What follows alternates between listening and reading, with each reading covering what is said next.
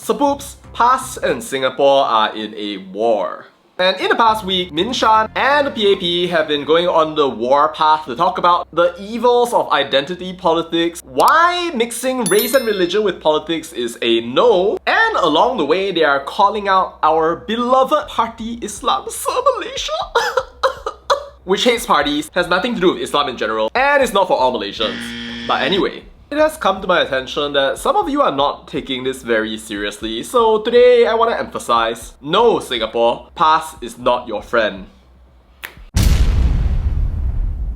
The story is that during the Singapore general elections, a couple of the past bright-eyed boys, Sukri, Omar, and Iskandar Abdul made a couple of posts supporting specific candidates because they were Muslim, echoing an ISA detainee, liking one another's posts, hanging out in Suara Melayu Singapura with one Nurderos who is hiding in Malaysia, trying to approach Faisal Mana, the Malay WP candidates, trying to encourage that hashtag religious solidarity. By the way, vote for this Muslim candidate because he's better for our agama than bangsa. And so all hell breaks loose. MHAELD joint statement is issued. Lee Hsien Loong makes a speech. Lawrence Wong makes a speech. Special press conference. No foreign intervention, no! And there you are, the battle lines are drawn. No race and religion in politics. Not before the election, not during the election, and not after the election. Hence the ministerial statements of Min Shan, which continue to this day. Sapoops, I know many of you more hammer time, and you think the men in white are gaslighting you. You don't want to be told that the sky is blue when it is white. And some of you might look left, look right, look left, look right, for a leader for my Singapore.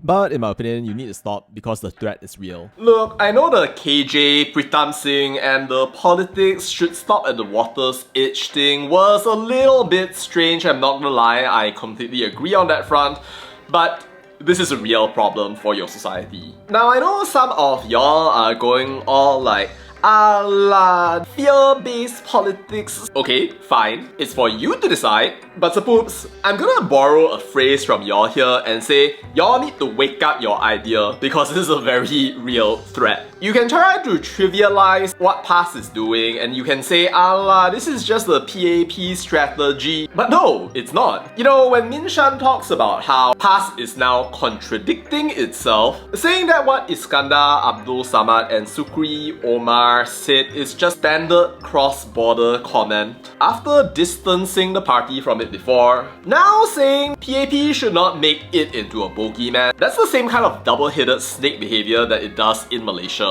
Look, these guys, they say they want to support UMNO, but then they go and betray it, and then they go for Bersatu, and then when Bersatu is losing, now they want to come back and bring in UMNO again. After betraying it over and over again, stepping back way over to the early days when they split away from UMNO and destroyed the unity of the Malays so they can get positions. It's not a surprise that UMNO says that it will not be bitten by the same snake twice. You, in Singapore, should see the snake as a snake. I mean, sure, Vivian Balakrishnan can have nice meetings with leaders of the opposition. They can take pictures together, agree with X, Y, and Z. But I think however many times you do that, you can have a statement by Jolovan Wan, Kirsten Han, and PJ Thum, all one after another, talking about electoral strategy, politics of fear. But I can guarantee you, as a Malaysian who has been suffering through their nonsense, playing victim, protesting, playing more victim, and creating racial hatred on the daily, I can assure you, right, this is not what you want in your society.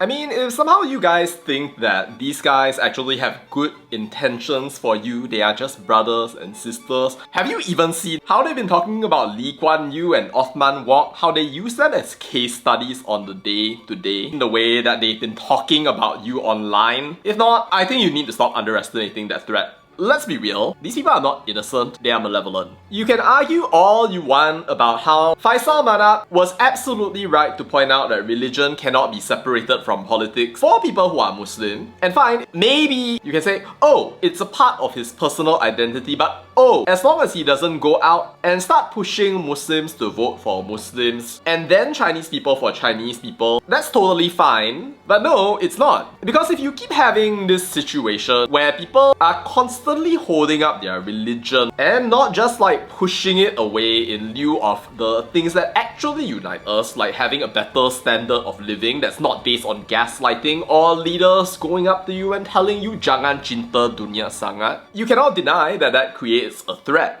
Obviously, it's a threat that you have to manage in the context of a multicultural and diverse society. You obviously can't be trying to get everyone to be honorary Chinese, honorary Indian, or in the Malaysian context, honorary Malay, get everybody to convert. But I don't think you can just pretend that a problem doesn't exist just because you want to be politically correct. And you know, this is a problem that Singapore's leaders have rightfully worried about ever since the time of Lee Kuan Yew. And Min Shan himself highlighted this when he shared this old speech by Bilahari Kausikan at Fitzwilliam College, Cambridge, which was Lee Kuan Yew's old college, where he shared a simple anecdote about how if Singapore wants to cooperate with its neighbours, it has to do so from a position of strength. And it is, as allegedly a former chief of the Malaysian Armed Forces recounted, Mr. Lee said, if PAS comes into power and tries to meddle with the water in Johor Bahru, he will move his troops in, he will not wait for the Security Council to solve this little problem. And yes, the keyword there is problem. You might not think that it is a problem, but it absolutely is. See, religion is one of those things that makes people feel very strongly about different issues, and if they don't think about it, it can cause them to do some pretty drastic things. And even if you personally wouldn't do anything drastic, the fact is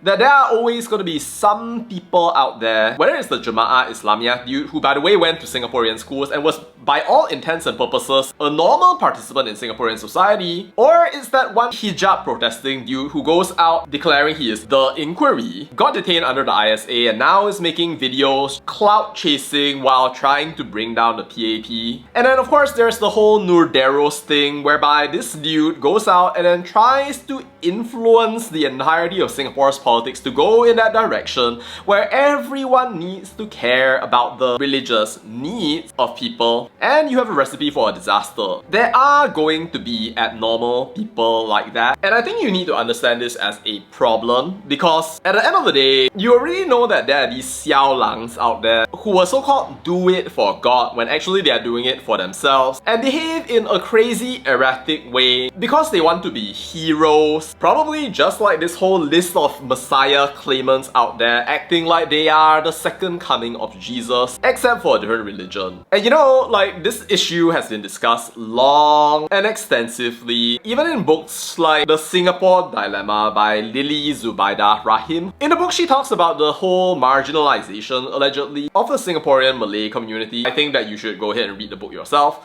But anyway, towards the end of the book, she interviewed two former ministers in charge of Muslim affairs, including Abdullah Tarmugi and Ahmad Mahtar, to understand why there is or has been this sort of fear or concern about, say, putting people of a certain religious inclination into sensitive positions in the military, which is a real issue, a sensitive issue, and something that people have to look at after years of the social compact. Read this exchange right here and you will understand that the national loyalty of Malays in Singapore is not in question, but maybe if people start bringing in race and religion and screaming out loud, claiming that their cause is a religious cause, you're not sure how they're going to respond. Look, as a member of your neighbouring country, I really want Singapore and Malaysia to succeed. I really don't want you guys to go down this path that Malaysia has already gone down. And that Sukri Omar has an unhealthy obsession with having people go down on. I don't think that's where your society wants to be or can be if it's going to be surviving for the next 1,000 years. And frankly, I don't think any country can go down that pathway, including Malaysia.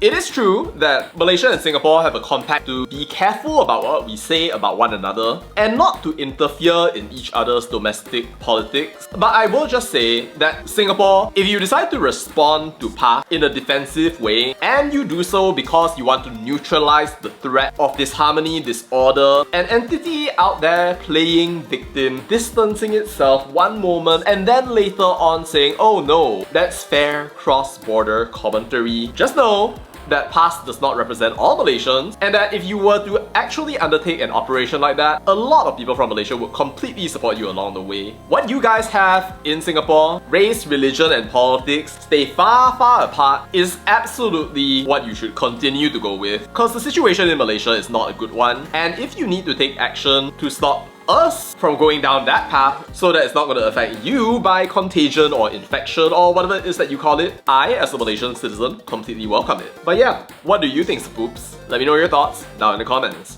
That's all we'll say about that, and bye.